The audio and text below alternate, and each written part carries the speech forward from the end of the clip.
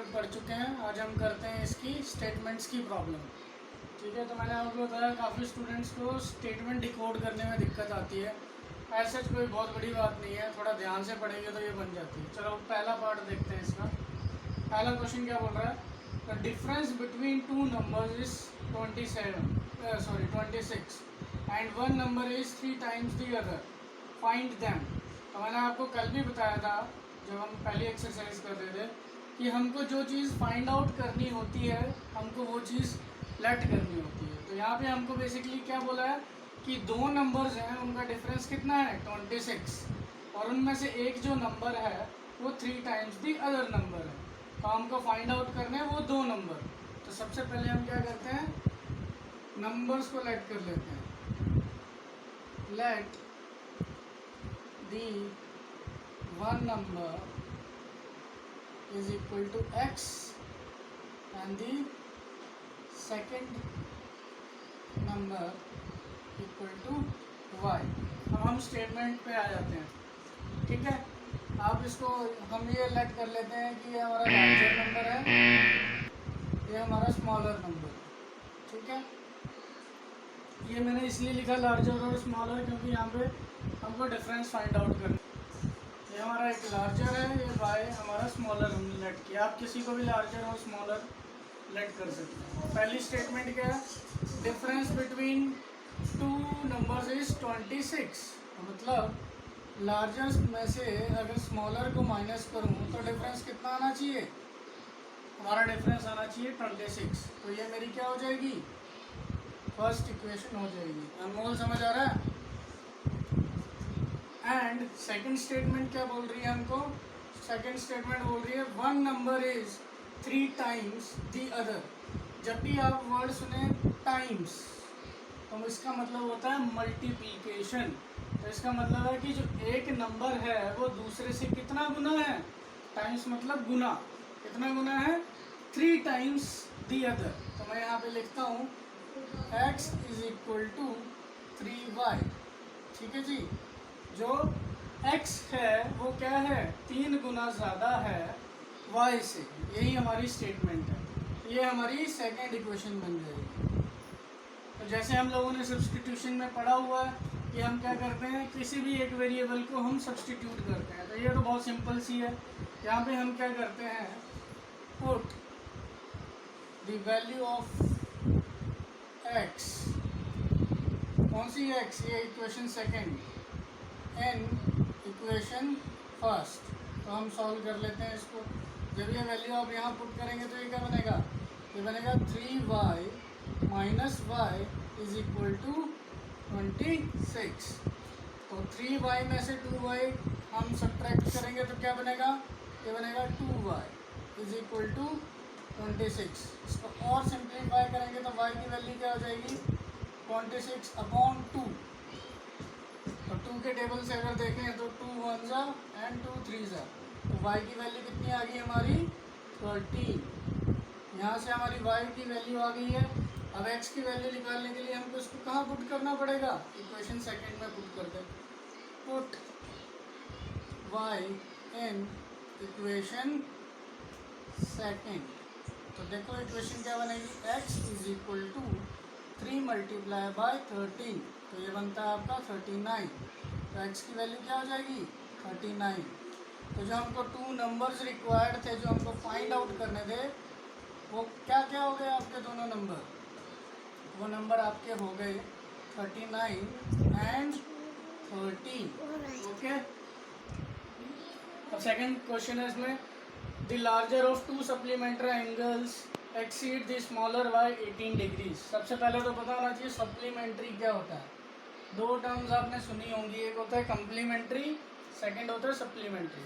Complementary angles होते हैं जिनका सम कितना होता है 90 डिग्री होता है, और जो सप्लीमेंट्री एंगल्स होते हैं उनका सम कितना होता है 180 डिग्री होता है। ठीक है, तो यहाँ पे हमको बोल रहा है कि दो larger of 2 supplementary angles exceeds the smaller by 18 degree. तो जो लार्जर नंबर है दोनों सप्लीमेंट्री एंगल्स में से, वो स्मॉलर से कितना बड़ा है, वो स्मॉलर से 18 बड़ा है। तो आपको वो दोनों नंबर्स फाइंड आउट करने हैं। तो बेसिकली हमको क्या फाइंड आउट करने हैं, दो एंगल्स फाइंड आउट करना है, तो मैं लेट कर लेता हूँ, लेट द लार्जर एंगल, कितना है लार्जर एंगल से लेट किया हमने x। इसी तरीके से स्मॉलर एंगल को हम लेट कर लेते हैं y।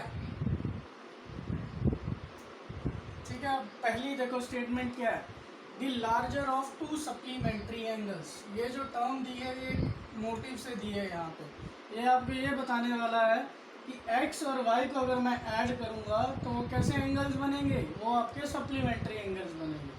तो मेरी पहली इक्वेशन यहाँ से बनेगी, तो मैं यहाँ क्या लिखूँगा, x plus y is equal to 180 degree. ठीक है, दोनों का ये कैसे एंगल्स हो गए, आपके सप्लीमेंट्री एंगल्स हो गए। इसमें डायरेक्टली नहीं दिया आपको, आपको अपने आप ये डिकोड करना पड़ेगा। चलो हमारी पहली इक्वेशन होगी यहाँ से, इसको हम दे देते हैं नंबर 1। फिर सेकेंड इक्वेशन इसकी नेक्स्ट टर्म से बनेगा, बोल रहा है larger of to supplementary angles exceed the smaller by 18 degree. मतलब जो लार्जर है तो स्मॉलर से कितना बड़ा है, स्मॉलर से 18 डिग्री बड़ा है। तो मैं इसको लिख सकता हूँ, लार्जर एंगल कितना है हमारा x, तो स्मॉलर कितना हो जाएगा y प्लस 18, क्योंकि हमने ये ऑलरेडी लेट किया हुआ है। ठीक है जी, अब आप क्या करेंगे, सिंपल सी वही फंडा सब्सटीट्यूशन, x की वैल्यू को सब्सटीट्यूट कर दें कहाँ पे, इक्वेशन नंबर 1 पे। Put x in equation first. अगर हम यहाँ लिखें तो इक्वेशन क्या है हमारी, x plus y is equal to 180 degree. तो x की जगह हमने क्या पुट करना है, यहाँ पे हमको पुट करना है y प्लस 18। तो ये क्या बनेगा, y plus 18 plus y is equal to 180 degree. ठीक है, हम सेम वही करते हैं जो अभी तक करते हैं, वेरिएबल एक साइड रखते हैं और कांस्टेंट को एक साइड रखते हैं। तो वेरिएबल हम, ये हमारे वेरिएबल है, तो y प्लस वाई कितना हो जाएगा, 2y हो जाएगा, और 180 डिग्री माइनस 18। ठीक है जी, अभी हो गया। अब हम आगे आ जाएँ 2y, 180 में से 18 निकालें तो ये हमारा बचता है 162। ठीक है, अब यहाँ से अगर आप y की वैल्यू फाइंड आउट करें तो कर सकते हैं, y की वैल्यू क्या आ जाएगी, 162 डिवाइडेड बाई 2, 2 8 जा 2 1 जा, तो मेरे पास यहाँ पे y की वैल्यू आ गई कितनी, 81। ठीक है, तो अब मेरे को दूसरा एंगल निकालना है, एक एंगल हमारा निकल आया, दूसरा एंगल आप चाहें तो यहाँ पे रख के निकाल लें, इस सेकंड इक्वेशन में रख लें या फर्स्ट किसी में भी रख लो। चलो मैं इस सेकंड इक्वेशन में कर रहा हूँ, put y in equation second, x की वैल्यू क्या हो जाएगी, ये है y प्लस 18। ठीक है, तो y की वैल्यू कितनी है हमारी, 81 प्लस 18, तो ये कितना हो जाएगा, ये हो जाएगा आपका 99। x कितना आ जाएगा 99, y कितना आ जाएगा 81। तो हमने ये क्या लेट किया था x, ये हमारा हो गया लार्जर एंगल, और ये हमारा कैसा एंगल हो गया, smaller angle. So next part है आपका, the coach of cricket team buys 7 balls, I think मैंने गलत लिख दिया, 7 bats and 6 balls for rupees 3800. Later she buys 3 bats and 5 balls for rupees 1750. Find the cost of each bat and ball. तो क्या बोल रहा है कि एक कोच ने 7 बैट और 6 बॉल्स खरीदी, कितने में, 3800 रुपीज़ में। फिर क्या किया उन्होंने, लेटर ऑन थोड़े टाइम के बाद उन्होंने जब 3 बैट्स और 5 बॉल्स खरीदी तो वही वो उसको पड़े 1750 रुपीज़ में। तो आपको कॉस्ट निकालनी है हर एक बैट की, हर एक बॉल की। तो जैसे मैंने आपको बताया है, जो चीज़ हमने फाइंड आउट करनी है हम क्या करेंगे, उसको लेट कर लेंगे। Cost of each bat and ball का मतलब है एक बैट और एक बॉल की कितनी कॉस्ट है, तो लेट करते हैं हम, कॉस्ट ऑफ 1 बैट से ₹X इसी तरीके से कॉस्ट ऑफ वन बॉल, कितनी कॉस्ट कलेक्ट कर लेते हैं y, ठीक है। अगर एक बैट की कीमत x है और एक बॉल की कीमत y है, तो आप बताइए 7 बैट्स, उसने बोला पहला पार्ट जो बोल रहा है 7 बैट्स प्लस 6 बॉल्स की उसकी जो प्राइस बनी टोटल कितनी बनी 3800। तो अगर एक बैट की कॉस्ट x रुपीज़ है तो 7 बैट की कितनी हो जाएगी, सिंपल है 7x हो जाएगी। अगर एक बॉल की कीमत y है तो 6 बॉल्स की कितनी हो जाएंगी 6y हो जाएंगी। तो ये मेरी टोटल कॉस्ट बन जाएगी। तो ये मेरी हो जाएगी फर्स्ट इक्वेशन। सिमिलरली मैं सेकंड अगर पार्ट देखूँ, क्या बोल रहा है उसने 3 बैट्स, मतलब 3 बैट्स तो कितने के हो जाएंगे 3 बैट्स, दैट इज 3x। एक बैट x का है तो 3 बैट 3x के हो जाएंगे। इसी तरीके से बॉल्स, अगर एक बॉल y की है तो 5 बॉल्स कितनी हो जाएंगी 5y की हो जाएंगी। बड़ा सिंपल सी चीज़ है कि कोई एक चीज़ अगर 10 रुपये की है तो 10 चीज़ें खरीदनी हो तो वो कितने की हो जाएंगी सेम कॉस्ट में 10 × 10 100, ठीक है। तो यहाँ से हमारे पास क्या हो गया, दोनों इक्वेशंस मिल गई हैं आपको, ठीक है। तो हम क्या करेंगे, सब्स्टिट्यूशन यूज़ करेंगे इसमें, क्योंकि एक्सरसाइज सब्स्टिट्यूशन से है। तो आप क्या करें, किसी भी इक्वेशन से एक x और y की वैल्यू फाइंड आउट कर लें, ठीक है। चलो हम यूजिंग इक्वेशन सेकंड, तो मैं इसको लिख सकता हूँ 3x is equal to 1750 minus 5y। लिखा जा सकता है इसको इस तरीके से।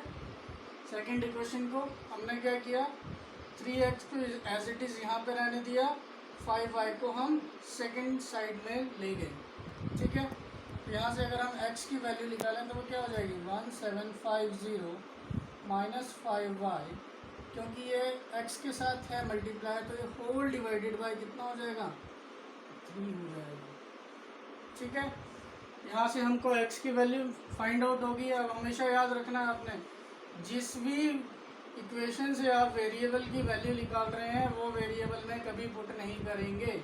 आप हमेशा जो बची हुई इक्वेशन में है उस वेरिएबल की वैल्यू को पुट करेंगे, क्योंकि मैंने इक्वेशन नंबर सेकंड से x की वैल्यू फाइंड आउट करी है, तो ये मैं जो x की वैल्यू है 2 में पुट नहीं कर सकता। मैं कहाँ पुट करूँगा इसको, इक्वेशन नंबर 1 में। तो हम क्या करेंगे, put this value in equation first. तो जब हम पुट करेंगे तो देखो क्या बनेगा, ये 7x की जगह हम क्या लिख सकते हैं 1750 minus 5y divided by 3 plus 6y 3800, ठीक है। चल तो बेसिकली अब मैंने टाइम बचाने के लिए फटाफट सॉल्व करके रखा है, आपको एक्सप्लेन करते जाता हूँ। x की वैल्यू हमने पुट कर दी कहाँ पे, इक्वेशन फर्स्ट में। तो जब हम इक्वेशन फर्स्ट में पुट करेंगे तो सिंपल सा 7 इंटू पूरी टर्म मल्टीप्लाई हो जाएगी इसके साथ plus 6y is equal to 3800, ठीक है। फिर मैंने क्या किया, 7 को मल्टीप्लाई कर दिया ऊपर न्यूमरेटर में। तो ये 7 को जब हम मल्टीप्लाई करेंगे 1750 के साथ तो ये बनेगा 12,250 एंड 7 5 होता है 35, ठीक है। 3 एज इट इज़ रहा plus 6y is equal to 3800।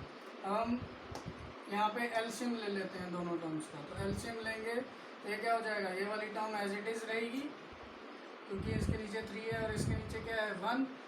Simple है, क्रॉस मल्टीप्लाई कर दो, आपको डाउट है तो 6 3 सा कितना होता है 18, नीचे क्या हो जाएगा 3 इंटू 1 इज इक्वल टू 1, ठीक है। अब ये सॉल्व हो गया। अब हम क्या करेंगे, थोड़ा इसको सिंप्लीफाई करेंगे और क्रॉस मल्टीप्लाई करेंगे। तो क्रॉस मल्टीप्लाई मैंने लिख दिया है, जैसे 3800 है इसके नीचे 1 है, ताकि कई बच्चों को कन्फ्यूजन होती है, कन्फ्यूजन ना हो। तो 1 को हम यहाँ पूरी टर्म के साथ मल्टीप्लाई करेंगे, 3 को 3800 के साथ मल्टीप्लाई करेंगे। तो जब इसके बाद हमने क्रॉस मल्टीप्लिकेशन किया तो हमारे पास देखो 12 to 50 एज इट इज़ रहा। 35y में से 18 को अगर मैं माइनस करूँ तो कितना बनता है 17, क्योंकि यहाँ पे बड़े नंबर के साथ नेगेटिव है, इसलिए यहाँ पे 17 कैसा हो गया, नेगेटिव नंबर आ गया। ठीक है, 3800 इंटू 3 करेंगे तो ये बनेगा 11,400। ठीक है, अब क्या करें, सेम जो हम करते हैं, कांस्टेंट टर्म्स को एक साइड रखो और वेरिएबल को एक साइड रखो। तो मैंने क्या किया, y को एक साइड रखा है और दूसरी टर्म को वहाँ ले गए। तो जब हम इसको सिंप्लीफाई करेंगे यहाँ पे, तो y की वैल्यू हमारी क्या निकल के आएगी, 50। तो बेसिकली एक बॉल हमको कितने रुपीज़ की पड़ी, 50 रुपीज़ की पड़ी। अब जो y की वैल्यू आई है, आपकी चॉइस है कि आप इक्वेशन 1 में रखना चाहो इक्वेशन 1 में रख लो, 2 में रखना चाहो 2 में रख लो, जिस मर्जी में रखोगे आपको x की वैल्यू मिलेगी। मैंने यहाँ पे क्या किया है, मैंने इसको इक्वेशन नंबर 2 में पुट किया है। ठीक है, क्योंकि नंबर मेरे को थोड़े छोटे छोटे दिखाई दे रहे हैं तो मैंने इसमें पुट कर दिया। आप फर्स्ट में भी कर सकते हैं। तो 3x प्लस 5y, तो y की जगह क्या रखेंगे हम, 50 इज इक्वल टू 1750। तो यहाँ पे क्या मिलेगा, 3x plus 250 is equal to 1750। आप इसको सिंप्लीफाई करेंगे तो x की वैल्यू कितनी आ जाएगी, 500 आ जाएगी। तो ये हमारी क्या आ जाएगी, कॉस्ट ऑफ 1 बैट आ जाएगी। तो ये हमारा। अब अगर आपको लगे कि मेरा आंसर सही है या नहीं है, तो आप क्या कर सकते हैं, x और y की वैल्यू इन इक्वेशन में रख के चेक करो कि ये वैल्यूज़ जो हमने फाइंड आउट करी हैं वो सही हैं कि नहीं है। जैसे फॉर एग्जांपल अगर मैं फर्स्ट इक्वेशन में रखता हूँ तो 7 इंटू 500 कितना होता है, चेक कैसे करेंगे हम। आप अगर इसको एलिमिनेशन से करते हैं तो और भी इजी हो जाता है, लेकिन इस एक्सरसाइज में सब्सटीट्यूशन से बोला इसलिए थोड़ी कैलकुलेशन लंबी है। तो देखो 7x plus 6y is equal to 13, 800 है। तो हम x की जगह रखते हैं 500, y की जगह रखते हैं हम 50। तो ये किसके बराबर आना चाहिए, 3800 के बराबर आना चाहिए। 7 5 से 35, 2 0 है तो 2 0 लगा दो। 50 इंटू 6 इज इक्वल टू 300। तो देखो 35 में 300 ऐड करेंगे तो ये कितना बनेगा, 3800। तो 3800 इज इक्वल टू 3800। इसका मतलब जो हमने वैल्यूज फाइंड आउट करी है वो एकदम सही हैं। तो नेक्स्ट क्वेश्चन है हमारा। क्वेश्चन क्या कहता है, taxi charges in a city consist of a fixed charge together with the charge for the distance covered. मतलब एक टैक्सी है, वो बेसिकली किस तरीके से अपने कस्टमर से चार्ज करती है, वो चार्ज करती है, फिक्स होता है उसमें कुछ चार्ज और कुछ चार्ज उसमें पर किलोमीटर होता है। फॉर एग्जांपल अब मैं आपको अगर समझाऊं, अगर आप लोग कभी मुंबई या फिर दिल्ली गए हों या किसी बड़ी सिटीज़ में गए हों जहाँ पे ऑटो चलते हैं, तो आप देखेंगे कि जब भी आप ऑटो में बैठेंगे उन सिटीज़ में, तो वो क्या करते हैं, उनमें एक मीटर लगा होता है, वो मीटर को क्या कर देते हैं, रोटेट कर देते हैं। तो जैसे ही वो मीटर रोटेट करेंगे, चाहे आप एक कदम आगे जाके उस ऑटो से उतर जाएं, वो आपसे एक फिक्स अमाउंट क्या करेगा, चार्ज करेगा। वो उसने उतने लेने ही लेने हैं।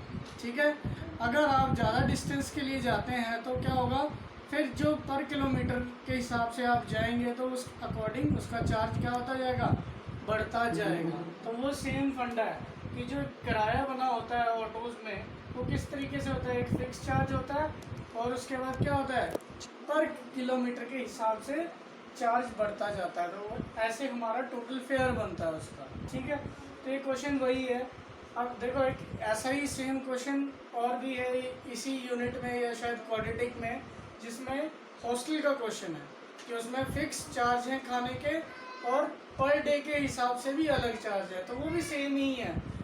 तो टर्मिनोलॉजी एकदम वैसे ही है कि हॉस्टल में भी क्या होता है, एक फिक्स चार्ज है और पर डे के हिसाब से डाइट। ठीक है, तो कंफ्यूज नहीं होना। तो हमेशा याद रखो कि इस क्वेश्चन में जो हमारा किराया बन रहा है वो कैसे बन रहा है, फिक्स और पर किलोमीटर के हिसाब से बन रहा है। तो हमको बस यही फाइंड आउट करना है, what are the fix charges and charges per kilometre. Per kilometre का मतलब होता है 1 किलोमीटर। तो हम इसमें लेट क्या करेंगे, जो हमारे फिक्स चार्ज है, जो कि उसने लेना ही लेना है, आप एक कदम बाद भी उतर जाए, वो मैंने लेट किया x रुपीज़। ठीक है, और हर 1 किलोमीटर के लिए वो कितना चार्ज कर रहा है, y रुपीज़ चार्ज कर रहा है। चलो, तो पहली स्टेटमेंट है इसमें, for a distance of 10 kilometre charge paid is ₹105। तो 10 किलोमीटर के लिए उसने कितना किराया लिया 105, तब मेरे को मालूम है जो मेरा टोटल किराया बनेगा वो किससे बनेगा, वो मेरा बनेगा फिक्स चार्ज और 10 किलोमीटर से। तो से फिक्स चार्ज तो हमारा फिक्स है, कितना है x रुपीज़, और 1 किलोमीटर का मैं y ले रहा हूँ, तो 10 किलोमीटर का कितना लूँगा मैं 10y लूँगा। ठीक है, 1 किलोमीटर का y है तो 10 किलोमीटर का कितना हो जाएगा 10y। तो जो मेरी टोटल कॉस्ट है वो कितनी है 105। तो मैं लिख सकता हूँ जो मेरा x प्लस 10y है वो किसके बराबर होना चाहिए 105 के बराबर होना चाहिए। क्लियर है ये अनमोल। तो इसी तरीके से हमारा for a distance of 15 kilometre fix charge कितना होगा हमारा x, और चार्ज पर किलोमीटर कितना हो जाएगा, अरे 1 किलोमीटर का y है तो 15 किलोमीटर का कितना हो जाएगा 15y। तो फिक्स प्लस चार्ज पर किलोमीटर जोड़कर कितना ले रहा है वो, द चार्जेस पेड इज ₹155। ठीक है, तो ये हमारी दो इक्वेशन बन गई, x plus 10y is equal to 105, ये 10 किलोमीटर के लिए बन गई अगर जब मैं 10 किलोमीटर ट्रैवल कर रहा हूँ। फिर x plus 15y is equal to 155, ये मेरी for a distance of 15 kilometre बन गई। बस अब हम सब्सटीट्यूशन लगाएंगे, हमारी दो इक्वेशन बन गई। कहीं से भी आप एक वेरिएबल की वैल्यू फाइंड आउट करो और सब्सटीट्यूट करो। मैंने इक्वेशन सेकंड से x की वैल्यू फाइंड आउट कर ली, आप इक्वेशन फर्स्ट से भी कर सकते हैं, आपकी चॉइस है। ठीक है, तो अब ये जो x की वैल्यू है, क्योंकि मैंने इक्वेशन सेकंड से निकाली है तो मैं इसको इक्वेशन सेकंड में नहीं पुट कर सकता। मैं कहाँ पुट करूँगा इसको, इक्वेशन फर्स्ट में पुट करूँगा। ये रही मेरी इक्वेशन फर्स्ट। तो x की जगह वैल्यू पुट कर दीजिए। x की वैल्यू कितनी है 155 माइनस 15y। ठीक है, अब आप इसको सिंप्लीफाई करें, 155 एज इट इज़ रहेगा माइनस 15y प्लस 10। 15 में से 10 गए कितने हुए 5, क्योंकि नेगेटिव साइन बड़े नंबर के साथ है तो बड़े नंबर का साइन आता है, तो -5y हो जाएगा is equal to 105। Constant term एक साइड लेके जाइए, वेरिएबल टर्म एक साइड, तो ये बनेगा 105 माइनस 155। तो 105 में से 155 अगर हम निकालेंगे तो बचेगा 50। बड़ा नंबर नेगेटिव है तो आंसर भी किस में आएगा, नेगेटिव में आएगा। तो राइट हैंड साइड में भी नेगेटिव है, लेफ्ट हैंड साइड में भी नेगेटिव है। नेगेटिव नेगेटिव कैंसिल आउट, 5 10 50 होते हैं। तो y की वैल्यू कितनी आ जाएगी हमारी 10। अब जो y की वैल्यू आ गई, अभी आप किसी भी इक्वेशन में पुट कर सकते हैं, 1 में पुट करें या 2 में पुट करें। मैंने इक्वेशन 1 में पुट कर दी, तो y की वैल्यू क्या आ जाएगी, x प्लस क्या है 10y इज इक्वल टू 105। तो 10 की जगह मैंने क्या लिख दिया, y की जगह क्या लिख दिया 10 लिख दिया। x plus 10 into 10 100 is equal to 105। x क्या हो जाएगा 105 माइनस 100। 105 में से 100 निकालें तो कितना बचता है 5 निकलता है। ठीक है, तो x और y आ गया। x क्या था मेरा फिक्स चार्ज था, तो फिक्स चार्ज के लिए वो मतलब अगर आप एक कदम चल के भी उतर जाएंगे तो 5 रुपये चार्ज करेगा ही करेगा। फिर उसके बाद हर 1 किलोमीटर के लिए 10 रुपये चार्ज करेगा। अब क्वेश्चन में लास्ट में पूछ रहा है how much we have to pay for the journey of 25 kilometre. 25 kilometre के लिए हमको कितना चार्ज करना पड़ेगा। तो बहुत सिंपल है, हमारा टोटल फेयर कैसे बनता है, फिक्स चार्ज प्लस चार्ज पर किलोमीटर। फिक्स चार्ज x है, 25 किलोमीटर जाना है तो हमारा चार्ज पर किलोमीटर कितना हो जाएगा 25 इंटू वाई। एक्स हमने फाइंड आउट कर लिया कितना है 5 रुपये, और y की जगह हम पुट कर देंगे 10। तो 25 इंटू 10 हो जाएगा 250 प्लस 5 कितना हो जाएगा 255। तो 25 किलोमीटर के लिए मेरे को कितना पे करना पड़ेगा ₹255। नेक्स्ट क्वेश्चन है फ्रैक्शन से रिलेटेड। तो सबसे पहले पता होना चाहिए फ्रैक्शन क्या होता है। जब हम फ्रैक्शन की बात करते हैं तो फ्रैक्शन बेसिकली क्या होता है, आपकी कोई भी टर्म जो इस फॉर्म में हो P/Q। ठीक है जी, P को हम बोलते हैं यहाँ पे न्यूमरेटर और Q को हम बोलते हैं डिनोमिनेटर। जो भी टर्म P/Q की फॉर्म में हो तो उसको हम बोलते हैं फ्रैक्शन। तो अगला क्वेश्चन इसी से रिलेटेड है, बोल रहा है कि फ्रैक्शन बिकम्स 9/11। एक फ्रैक्शन है वो 9/11 हो जाती है अगर if 2 is added to both numerator and denominator। अगर मैं न्यूमरेटर और डिनोमिनेटर में दोनों में 2 ऐड करूँगा तो वो फ्रैक्शन कितनी हो जाती है 9/11 हो जाती है। If 3 is added to both the numerator denominator it becomes 5/6। अगर 3 दोनों न्यूमरेटर डिनोमिनेटर में ऐड करूँगा तो दैट बिकम्स 5/6। तो आपको फ्रैक्शन फाइंड आउट करनी है। तो सिंपल सी चीज़ है, जो चीज़ हमको फाइंड आउट करनी है हम क्या करेंगे, उसको लेट कर लेते हैं। तो मैं लिखता हूँ यहाँ पे let the numerator is equal to x and denominator equal to y। तो हमारी फ्रैक्शन क्या हो जाएगी इस केस में, इट बिकम्स x/y। चलो अभी हम केस फर्स्ट पढ़ते हैं। पहला केस क्या बोल रहा है, पहला केस है if 2 is added to both numerator and denominator. मतलब न्यूमरेटर में भी 2 ऐड किया, डिनोमिनेटर में भी 2 ऐड किया, तो हमारी टर्म क्या हो जाएगी, हमारी टर्म हो जाएगी 9/11। ठीक है, अब आप इसको थोड़ा सिंप्लीफाई कर लीजिए, क्रॉस मल्टीप्लाई करो, इसको ब्रैकेट में रख लेते हैं ऐसे। ठीक है, तो ये बनेगा आपका 11 ब्रैकेट x + 2 तो होगा 9 + 2, ये मल्टीप्लिकेशन में है।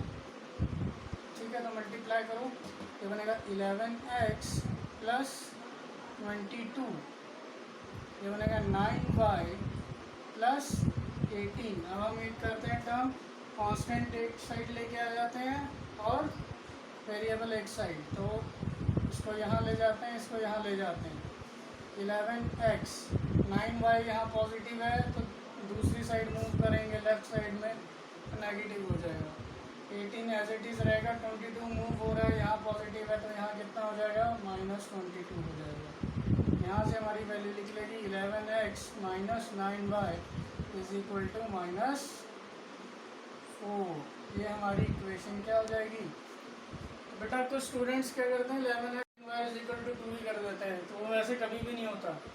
और तभी हम किसी चीज़ को सब्ट्रैक्ट कर सकते हैं जब उसमें क्या वेरिएबल सेम हो तो, अदरवाइज वो सब्ट्रैक्ट नहीं कर सकते। तो ये न्यूमरेटर और डिनोमिनेटर में हमने 2 ऐड किया तो ये वाला केस बना हमारा।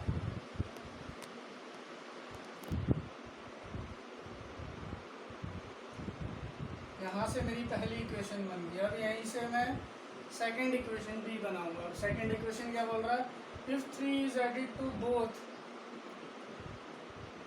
Numerator and denominator. अब हमने क्या करना है, 3 ऐड करना है न्यूमरेटर में भी और कहाँ, डिनोमिनेटर में भी। और हमारी फ्रैक्शन क्या है, x/y। चलो न्यूमरेटर में भी 3 ऐड किया, डिनोमिनेटर में भी 3 ऐड किया। ठीक है, तो ये हमारी इक्वेशन फ्रैक्शन किसके इक्वल होनी चाहिए, 5/6। ब्रैकेट हम ऐस करते हैं, ऐसे क्रॉस मल्टीप्लाई कर दो, ये क्या बनेगा 6 × x + 3, 5 × y + 3। क्योंकि 6 ब्रैकेट के साथ मल्टीप्लाई हो रहा है, मतलब दोनों टर्म्स के साथ मल्टीप्लाई हो रहा है। 6x + 18 and equal to 5y + 15। अब वेरिएबल एक साइड ले आओ सॉरी, और कांस्टेंट एक साइड, तो यहाँ से हमारे पास सेकंड इक्वेशन बन गई। अब हमको इन दोनों इक्वेशंस को क्या करना है, सॉल्व करना है। आप इसको नोट कर लो, फिर मैं रब करके इन दोनों इक्वेशन को सॉल्व करता हूँ। हमारी ये 2 इक्वेशंस बन चुकी हैं। ठीक है, जैसे हम अभी तक सब्स्टिट्यूट करते आए हैं, मैंने इक्वेशन सेकंड से x की वैल्यू निकाल ली, दैट इज़ 5y, y को यहाँ पे ले गए, y -3 / 6। अब क्योंकि ये मैंने सेकंड से निकाली है तो हम इसको कहाँ पुट करेंगे, इसको हमेशा इक्वेशन फर्स्ट में पुट करेंगे। जहाँ से निकालते हैं वहीं पे कभी भी नहीं पुट करते, तो यहाँ पे पुट करेंगे तो क्या हमने 11 मल्टीप्लाइड बाय होल जो भी हमारी x की टर्म आई है 5y - 3/6 - 9y = -4। अब क्या करेंगे, 11 है पूरी टर्म के साथ मल्टीप्लाई हो रहा, तो ये बनेगा 55 -33 / 6 -9y -4। यहाँ पे फिर हमने क्या किया, एलसीएम ले लिया। एलसीएम लेंगे तो यहाँ पे 1 है, क्या करते हैं क्रॉस मल्टीप्लाई करते हैं, 1 के साथ ये टर्म मल्टीप्लाई होगी, एज इट इज़ रहेगी, 9 5 ज़ा 54। वेरिएबल को माइनस कर दीजिए तो बचेगा y माइनस 33/6 इक्वल टू -4। फिर क्रॉस मल्टीप्लाई कर दो, और जैसे ही हम क्रॉस मल्टीप्लाई करेंगे तो बनेगा y minus 33 is equal to -24। ठीक है, कांस्टेंट टर्म एक साइड, वेरिएबल टर्म एक साइड। 33 को हम राइट हैंड साइड में ले जाएंगे, यहाँ पे ये माइनस में है तो राइट हैंड साइड में पॉजिटिव हो जाएगी। तो 33 माइनस 24 कितना होता है 9, क्योंकि बड़ा नंबर पॉजिटिव है तो 9 भी पॉजिटिव में आएगा। तो y की वैल्यू क्या आ गई हमारी 9 में। जैसे मैंने आपको बताया, जैसे y की वैल्यू आ जाएगी आप किसी भी इक्वेशन में इसको पुट कर दो। मैंने फर्स्ट इक्वेशन में पुट किया, आप सेकंड में भी कर सकते हैं। तो 11x माइनस 9, y की जगह क्या रखेंगे 9, तो ये बनेगा 9 × 9 81 -4। फिर कांस्टेंट टर्म एक साइड, वेरिएबल एक साइड। 81 - 4 77, 11x। और 11 से अगर हम 77 को काटेंगे तो क्या आएगा, 11 7 का कितना होता है 77। तो x की वैल्यू क्या आ जाएगी 7। तो हमारी फ्रैक्शन क्या बन जाएगी, फ्रैक्शन क्या थी हमारी, फ्रैक्शन थी हमारी x/y। तो हमारी फ्रैक्शन हो जाएगी 7/9। तो ये जो लास्ट क्वेश्चन है इस एक्सरसाइज का, ये बहुत इंपॉर्टेंट क्वेश्चन है। ये इस यूनिट में भी है, नेक्स्ट यूनिट में भी है, और कॉम्पिटिटिव एग्जाम्स में भी ऐसे क्वेश्चन काफ़ी पूछे जाते हैं एज के। चलो, जब भी ऐसा क्वेश्चन आए एज का तो एक चीज़ आपने याद रखनी है, इसमें कुछ टर्म्स आएंगी। जैसे यहाँ पे है हैंस, हैंस मतलब फ्यूचर में।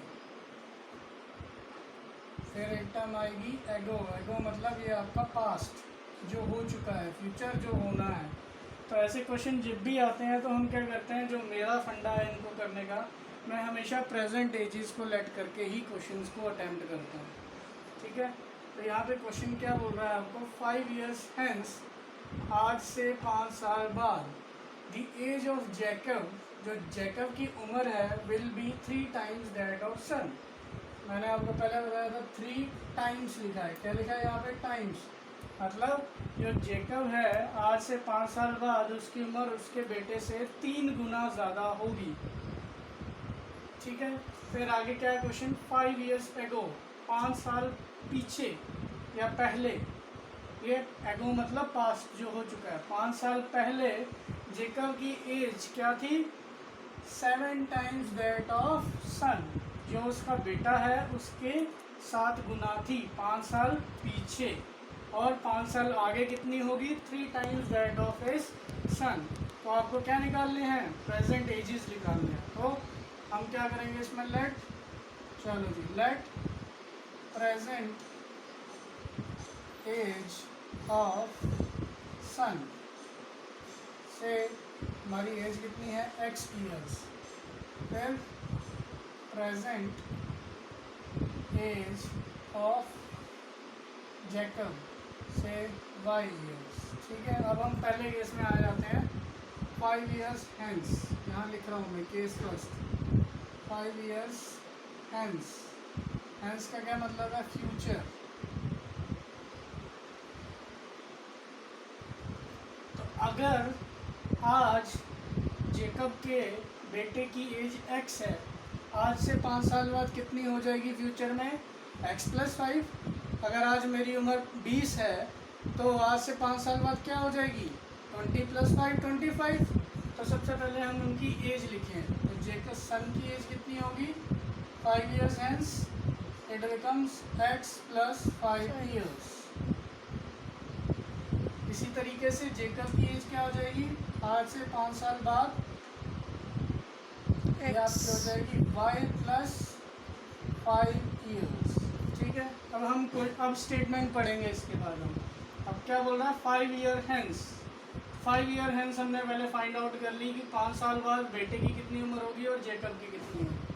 आगे बढ़ें, Jacob will be 3 times that of his son. Jacob की एज कितनी हो जाएगी, it is 3 times of his son. तो यही से मैं इक्वेशन फाइंड आउट करूँगा। तो जेकब की एज कितनी है अभी y + 5, 3 × y, जो भी अभी एज है आपकी उसके बेटे की, इक्वेशन क्या बनेगी, y 3 पूरी टर्म से मल्टीप्लाई होगा 3x प्लस 15। अब आप थोड़ा इसको सिंप्लीफाई करें, मैं सिंप्लीफाई करके लिख रहा हूँ 3x माइनस वाई माइनस 10। हमने क्या किया, 15 को इस साइड मूव किया, y को इस साइड मूव किया। 3x y पॉजिटिव है, इधर जाएगा नेगेटिव, 15 इधर आएगा, माइनस 15 प्लस 5 माइनस 10। तो ये मेरी क्या हो जाएगी, इक्वेशन नंबर 1 हो जाएगी। ठीक है, ये हमारा हो गया केस नंबर 1। अब केस 2 क्या है आपका, 5 years ago, 5 साल पीछे। ठीक है, एगो मतलब पास्ट में, तो 5 साल पीछे सन की एज कितनी हो जाएगी, x माइनस 5। अगर मेरी आज एज 20 है तो 5 साल पहले कितनी होगी, 15 होगी। तो कैसे निकाला, माइनस करके निकाला। इसी तरीके से जेकब की एज क्या होगी 5 साल पहले, ये हो जाएगी y माइनस 5 years। ठीक है, अब आगे क्वेश्चन पढ़ें। 5 साल पहले जेकब की एज कितनी थी, जेकब की एज कितनी थी, 7 times that of his son, मतलब जेकब की एज 7 गुना थी उसके बेटे से। तो यहाँ पे हम निकालें जेकब की एज क्या होगी अभी, y माइनस 5, बेटे की कितनी होगी, x माइनस 5। सॉल्व करो इसको, y माइनस 5 7 सबसे मल्टीप्लाई होगा, 7 into x 7x, 7 into 5 35। y को यहाँ पे ले जाएं, ये बनेगा 7x माइनस वाई। ठीक है, इसको यहाँ ले जाएंगे 35 पॉजिटिव, ये बचेगा आपका 30। ये दोनों मेरी क्या बन गई, इक्वेशंस फाइंड आउट हो गई। अब हम इनको क्या करेंगे, सॉल्व। आप उतार लो इसको तब तक। ये दो हमारी इक्वेशंस बनी थी जो हमने बनाई है। वैसे ही सर सेम सब्स्टिट्यूशन मेथड हम क्या कर रहे हैं, इक्वेशन सेकंड से मैंने y की वैल्यू निकाल ली जो कितनी है 7x माइनस 30। क्योंकि ये इक्वेशन सेकंड से निकाली है तो हम सेकंड में इस इक्वेशन को नहीं रख सकते, तो हम कहाँ रखेंगे इसको, इक्वेशन नंबर फर्स्ट में। तो इक्वेशन फर्स्ट में रखो, तो ये बनेगी आपकी 3x माइनस, मैंने ब्रैकेट में लिख दी है सारी value, 7x minus 30 equal to minus 10। ठीक है, अब यहाँ देखें 7 का कैसा साइन है, पॉजिटिव साइन है, 30 का कैसा साइन है, नेगेटिव साइन है। तो जब अब इधर मैं 1 लिख देता हूँ आपकी अंडरस्टैंडिंग के लिए कि -1 जब 7 से मल्टीप्लाई होगा तो क्या होगा -7, -1 जब -30 से मल्टीप्लाई होगा तो क्या होगा +30, minus minus plus minus plus minus, -7x + 30 -10। अब क्या करेंगे, वेरिएबल एक साइड, कांस्टेंट एक साइड। तो हम इसको जब सॉल्व करेंगे तो आपकी x की वैल्यू क्या आ जाएगी 10। अब यह x की वैल्यू 10 आ गई, आप किसी भी इक्वेशन में पुट कर दें, या 1 में या 2 में। ठीक है, तो इक्वेशन जो हमारी, अब मैंने ये जो x की वैल्यू है मैंने किस में पुट करी है, इक्वेशन नंबर 2 में पुट करी है। x की वैल्यू 10 है तो यहाँ पे क्या है 7x, तो ये हो जाएगा 7 × 10 माइनस y = 30। जब हम इसको सॉल्व करेंगे तो y की वैल्यू क्या आ जाएगी 40। तो अगर आपको याद है तो हमने जब क्वेश्चन स्टार्ट किया था सबसे पहले हमने क्या लेट किया था, हमने लेट किया था present age of son is x, present age of Jacob is y। तो x की वैल्यू क्या आई 10, इसका मतलब जो बेटा है बेटे की एज कितनी आई 10 ईयर्स। इसी तरीके से जो जेकब है उसकी एज कितनी आई 40 ईयर्स। ठीक है, अगर आपको अभी भी इसमें कोई डाउट है तो प्लीज़ कमेंट सेक्शन में क्या करें, कमेंट ज़रूर करें। ठीक है, अब नेक्स्ट लेक्चर में हम स्टडी करेंगे एक्सरसाइज 3.4।